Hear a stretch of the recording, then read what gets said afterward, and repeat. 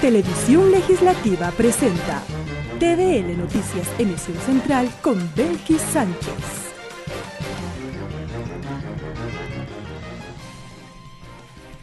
Jueves 1 de febrero de 2018, amigas y amigos, sean todos ustedes bienvenidos a la emisión central de TVL Noticias. Gracias a quienes nos sintonizan a través de la señal de Televisión Legislativa del Ecuador y también a quienes nos siguen por internet por tvl.asambleanacional.gov.es.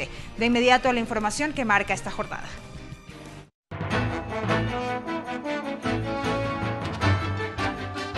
Consulta popular. Con el voto de las personas privadas de libertad arrancó la jornada electoral 2018 sobre las 7 preguntas de la consulta popular y referéndum. Este jueves en el Centro de Detención Provisional del Inca se procedió a la inauguración del proceso. Mariela Logroño se trasladó hasta ese lugar y nos tiene un informe con la presidenta del Consejo Nacional Electoral, Nubia Villasís. Adelante. Gracias, muy buenas tardes. Hoy inició la jornada electoral en el país con el voto de las personas privadas de libertad. Vamos a dar la bienvenida a la presidenta del Consejo Nacional Electoral, Nubia Villasís. Gracias por acompañarnos, muy buenas tardes. El número de personas que van a sufragar en todo el país. Bueno, ya empezó la jornada electoral en el Ecuador, estamos viviendo una fiesta democrática con la toma de la votación en primer momento de las personas que están privadas de libertad sin sentencia condenatoria.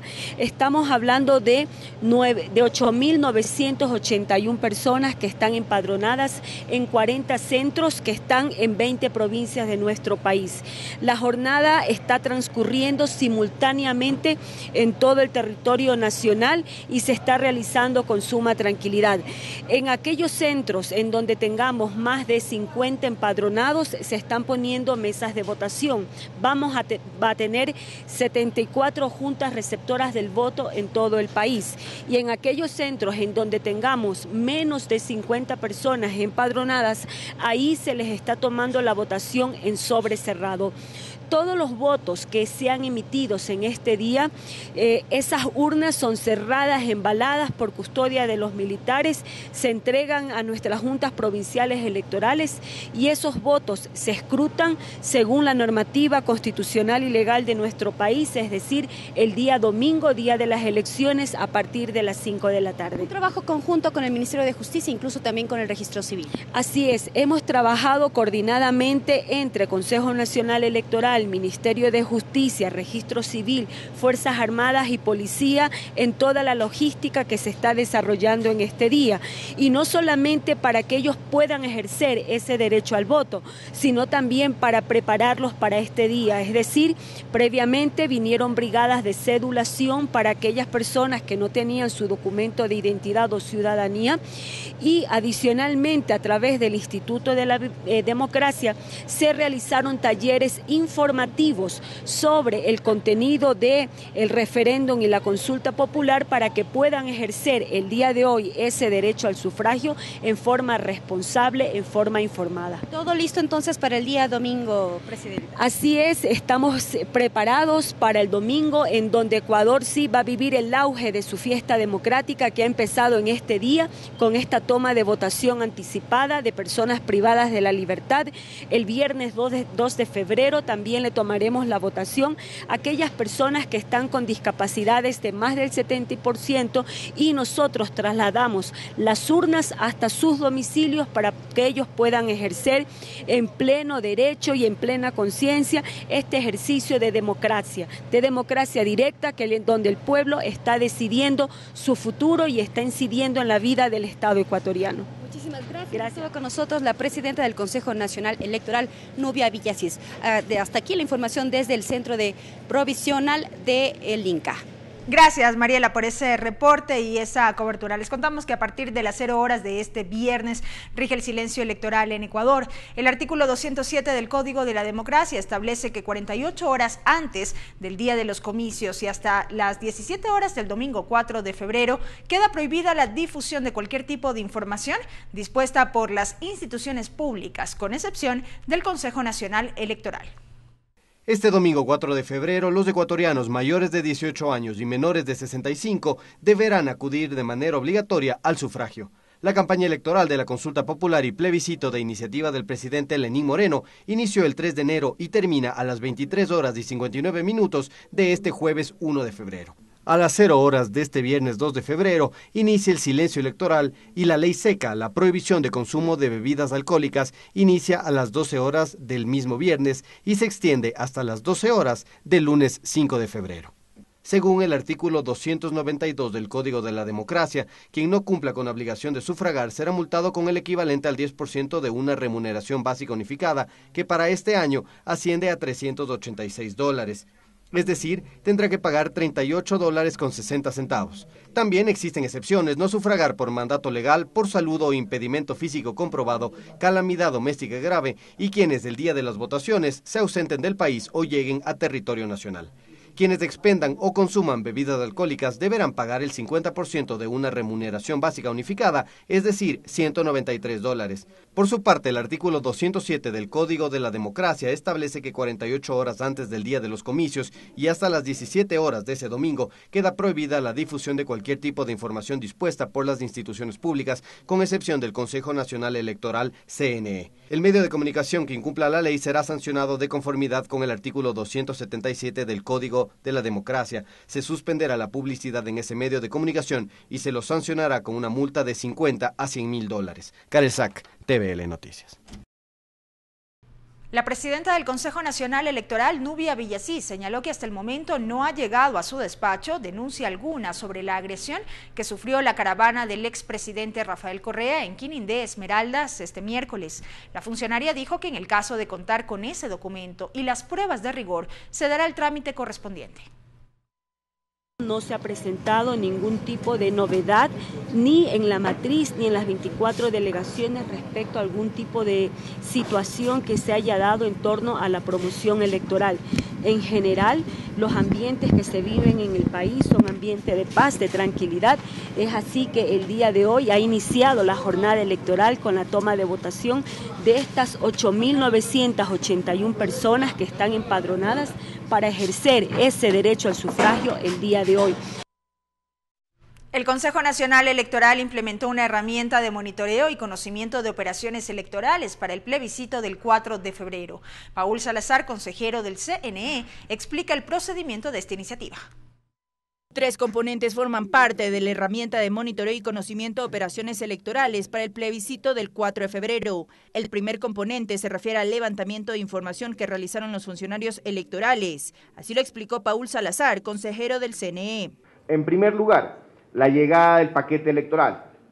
En segundo lugar, van a hacer una revisión del contenido del paquete electoral una vez que los miembros de juntas receptoras del voto, dentro del marco de sus funciones, dentro del marco de sus competencias, aperturen el paquete electoral. Asimismo, tomarán la asistencia de los servidores del Consejo Nacional Electoral. Otro de los mecanismos que se implementarán en la consulta son los paneles de control. Según Salazar, en los mismos habrá 2 centros. Un centro de mando donde vamos a estar las autoridades del Consejo Nacional Electoral y un centro de monitoreo y seguimiento, específicamente donde van a monitorear todas y cada una de las actividades detalladas en el punto anterior, las áreas operativas del Consejo Nacional Electoral. Como tercer componente se establecerá un equipo de gestión de operaciones electorales, que fundamentalmente tiene varias actividades. Primero, tienen que registrar todas las actividades de operaciones electorales en la herramienta de monitoreo y seguimiento. ¿Cómo lo van a hacer? Van a ser 70 a 80 personas, 70 a 80 operarios que van a estar permanentemente en comunicación con nuestros coordinadores de recinto, con nuestros coordinadores líderes de mesa, y van a estar solicitándoles que registren la información para poder tener la consolidación de la información y finalmente tomar decisiones y hacer gestión y darles respuesta ante cualquier incidente, ante cualquier novedad suscitada en la jornada electoral. Además de estas iniciativas, el CNE realizará la transmisión de actas a nivel nacional, del exterior y el monitoreo de las operaciones electorales. María Fernanda Medina, TVL Noticias.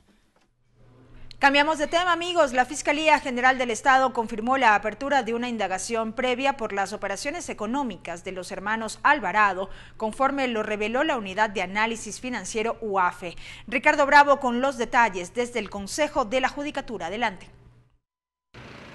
Así es que tal, buenas tardes. El fiscal general del Estado, Carlos Vaca Mancheno, confirmó que se ha abierto una indagación previa respecto de los informes que fueron revelados por la Unidad de Análisis Financiero UAFE sobre las actividades económicas de los hermanos Alvarado en el gobierno del expresidente Rafael Correa.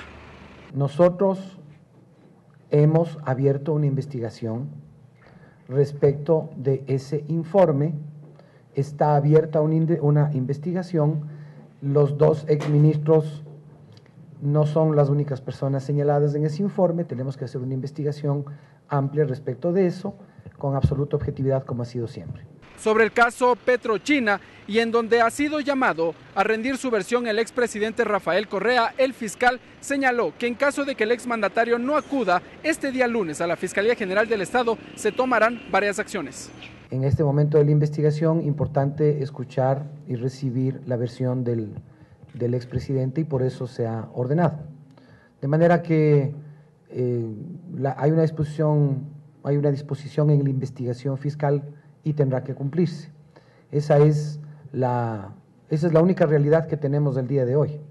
Si en el momento en que ha sido convocado el expresidente no comparece, también tendremos que ver en ese momento cuál es la realidad y por qué no comparece.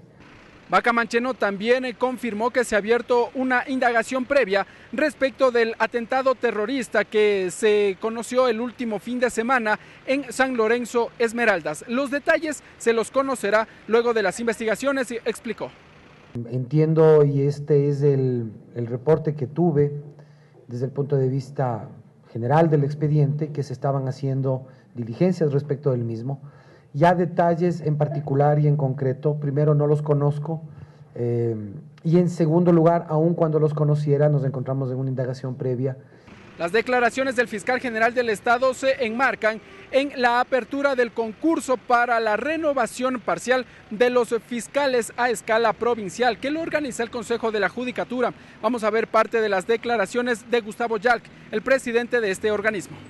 La convocatoria que hacemos el día de hoy, la postulación hasta el 14 de febrero, la revisión de requisitos generales del 15 de febrero hasta el 2 de marzo, revisión de méritos, calificación de méritos de 5 de marzo al 14 de marzo, fase de oposición 29 de marzo al 16 de abril, resultados finales del 18 de abril, conformación del banco el 18 de abril y designación de fiscales provinciales el 23 de abril, totalmente a tiempo, señor fiscal, para que el día 1 de mayo de este año haya una sucesión de la Fiscalía Provincial. Este concurso para renovar a 23 fiscales provinciales concluirá el próximo mes de abril y serán posesionados el próximo 1 de mayo. Hasta aquí este informe. Buenas tardes. Gracias, Ricardo, por ese completo reporte. Ahora les contamos que el Procurador General del Estado, Diego García, presentó su renuncia irrevocable al cargo después de 10 años en funciones.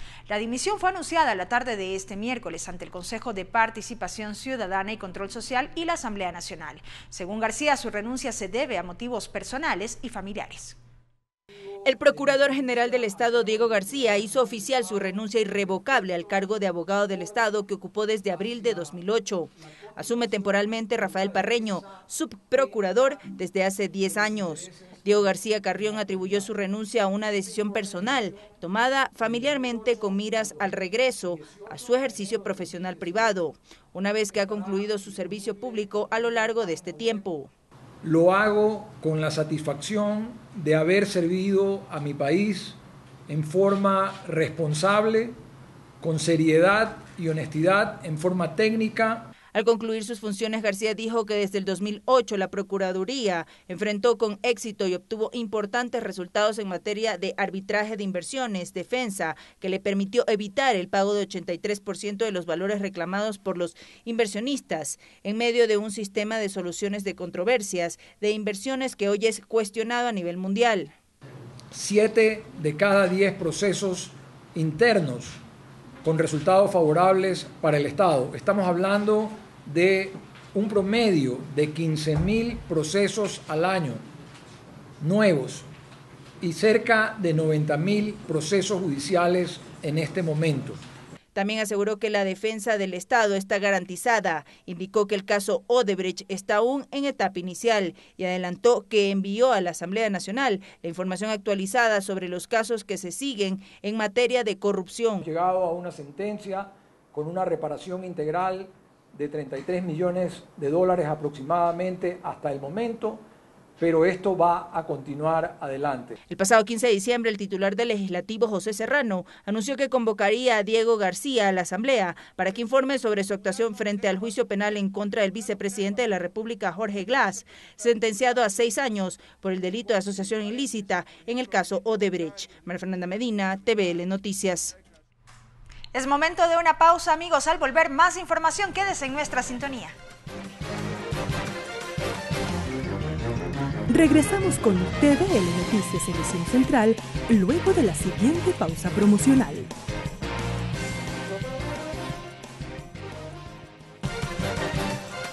Continuamos con TVL Noticias Emisión Central. Continuamos informando, amigos. La oposición legislativa formalizó la entrega del pedido de juicio político en contra del superintendente de la Información y Comunicación, Carlos Ochoa. La iniciativa cuenta con el apoyo de 53 legisladores, entre ellos 3 de Alianza País. La solicitud para llevar a juicio político al superintendente de la Información y Comunicación, Carlos Ochoa, fue presentada la mañana de este miércoles y cuenta con el respaldo de 53 legisladores. Fabricio Villamar, quien encabeza la iniciativa, explica por qué se busca que Ochoa comparezca a la Asamblea.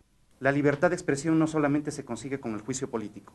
Hace falta también una reforma a la Ley Orgánica de Comunicación. Hoy comienza el camino a la libertad de expresión. En el anuncio de la prueba se incluyen las resoluciones judiciales que suspendieron las sanciones impuestas por la Supercom a 2 medios de comunicación, dijo Villamar. Se está presentando adicionalmente los procesos en los que se pide la comparecencia de Marta Roldós y se pide la comparecencia a la comisión de Lucho Valdeón y Aurelio Dávila para que cuenten cómo fue esta aplicación de la Ley de Comunicación. 3 asambleístas de Alianza País suscribieron la solicitud de juicio político, entre ellos Jorge Yunda. Él tiene sus razones. Pero sin embargo veo que con una ley adulterada, en donde él manda hacer 300,000 libritos que le costó al pueblo ecuatoriano casi $100,000, cambia el artículo uno por otro y ha sancionado a 11 radios con la multa de $3,700, incluido multas en radios pequeñas que podrían desaparecer. Eso sí me parece que es una razón suficiente para justamente que pueda debatirse en un juicio político. Patricio Donoso, integrante del CAL, espera que este organismo sesione antes de fin de semana, y más aún cuando en la consulta popular se propone que un Consejo de Participación Ciudadana transitorio evalúe el accionar de las autoridades de control. Para que en forma ágil pueda procederse con este juicio político. Esa es la acción política, estimado Ricardo. Lo que usted menciona, lo administrativo, vendrá por cuerda separada. En su momento, la Supercom, a través de un comunicado, aseguró que si Ochoa es llamado a la Asamblea Nacional, él comparecerá para aclarar las dudas sobre su gestión. Ricardo Bravo, TVL Noticias. El secretario nacional de Inteligencia, Romy Vallejo, es llamado a comparecer a la Comisión de Soberanía y Relaciones Internacionales. El funcionario deberá exponer los elementos con los que cuenta el gobierno nacional tras el atentado terrorista en un destacamento de la policía en San Lorenzo, Esmeraldas.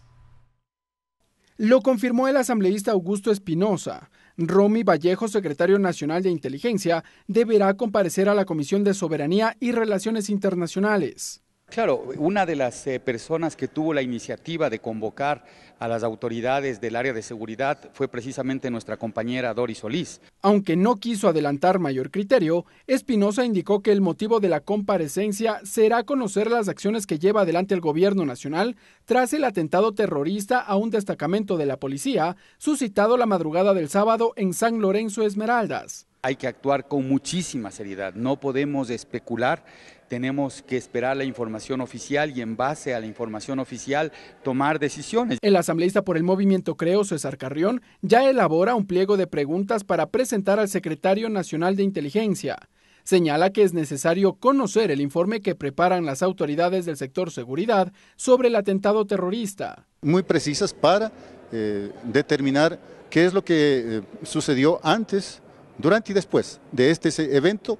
Hasta el próximo lunes estaría listo el informe técnico que prepara un equipo de peritos de la policía en relación al atentado terrorista.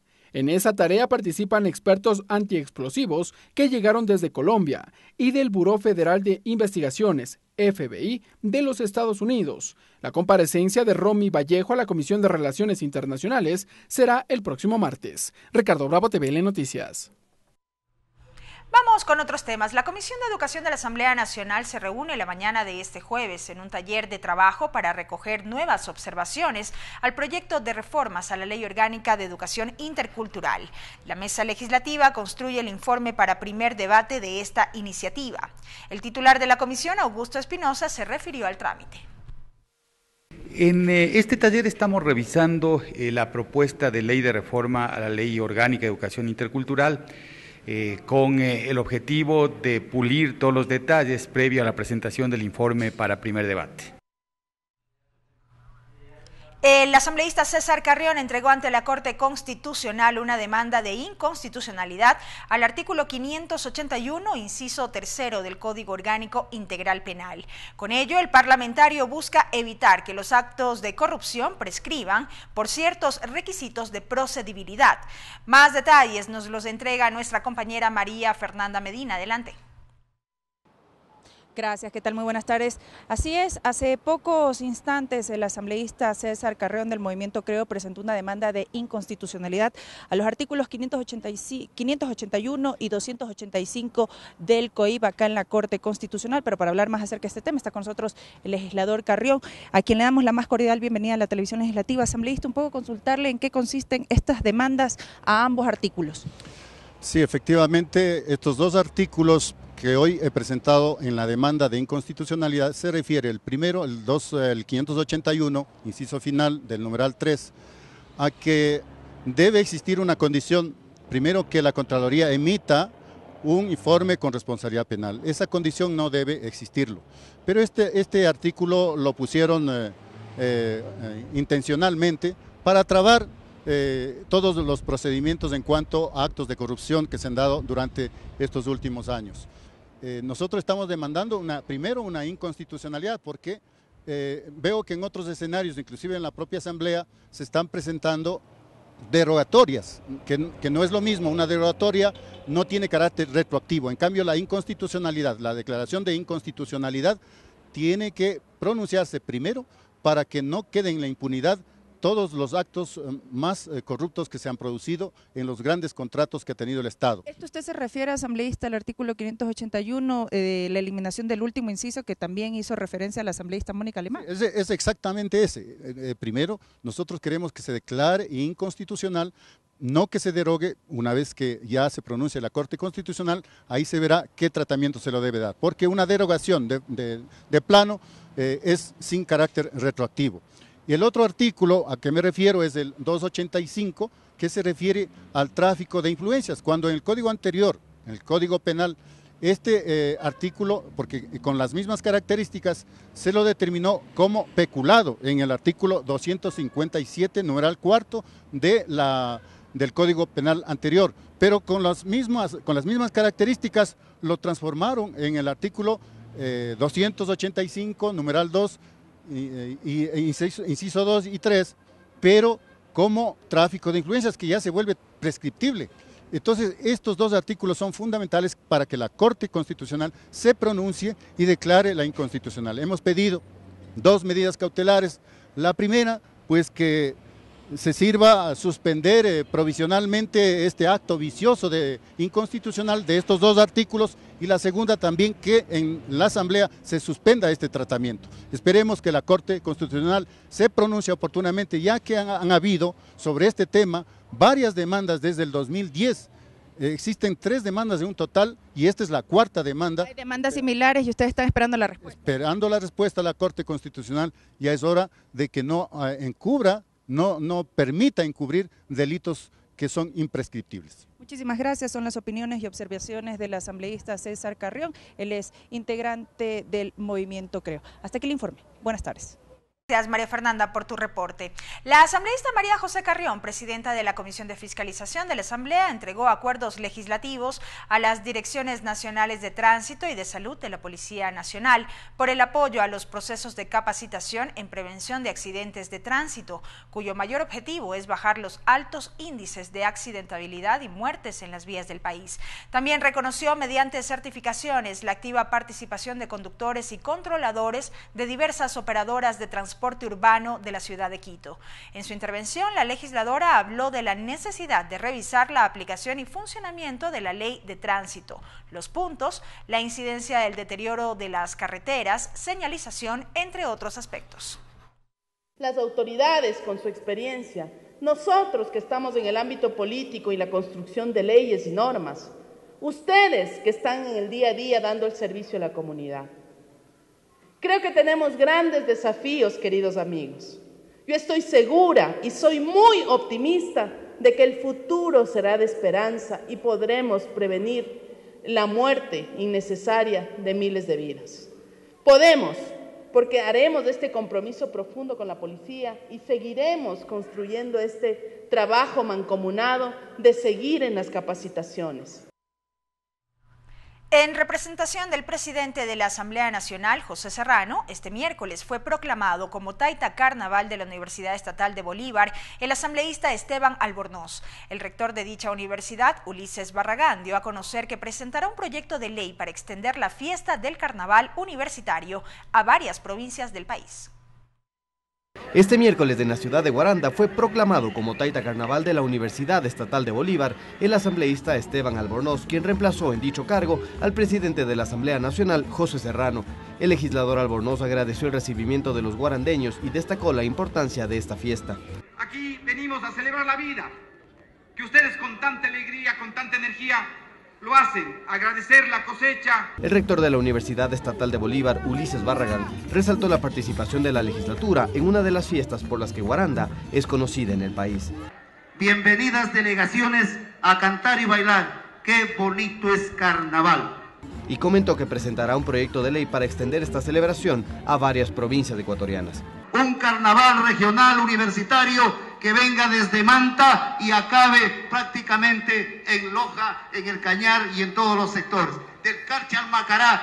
Por su parte, Pablo Escorza, director de Desarrollo Comunitario y Acción Social del municipio de Guaranda, detalló las actividades que los visitantes, locales y extranjeros, pueden disfrutar por las fiestas del carnaval. El carnaval de Guaranda está catalogado como patrimonio intangible del Ecuador, es una de las expresiones culturales más importantes que tiene nuestro país. Y bueno, en esta fecha nosotros tenemos música, danza, carnaval de Guaranda cantado como lo hacemos acá, eso es lo que nos diferencia del resto de ciudades. Está previsto que el próximo jueves 8 de febrero inicien con todo esplendor las celebraciones del carnaval organizado por la Universidad Estatal de Bolívar, que este año cumplen 28 años de instauradas. En el evento también participaron los asambleístas Fafo Gavilanes y Ángel Sin Maleza. Karel Sack, TVL Noticias. Agenda legislativa. Brevemente, amigos, la agenda de actividades de la Asamblea Nacional para esta tarde. A las 16 horas, la asambleísta María José Carrión y Patricio Sánchez Padilla, decano de la Facultad de Jurisprudencia de la Universidad Central, invitan al acto de presentación de la propuesta al nuevo Código de Trabajo por parte de estudiantes y docentes de la carrera de Derecho a la Asamblea Nacional. La actividad se desarrollará en el Salón José Mejía Lequerica del Palacio Legislativo. Así finaliza la emisión central de TVL Noticias, amigos. Gracias por haber estado con nosotros. No olvide la emisión estelar a partir de las 17:30. Una buena tarde. Televisión Legislativa presentó TVL Noticias, emisión central.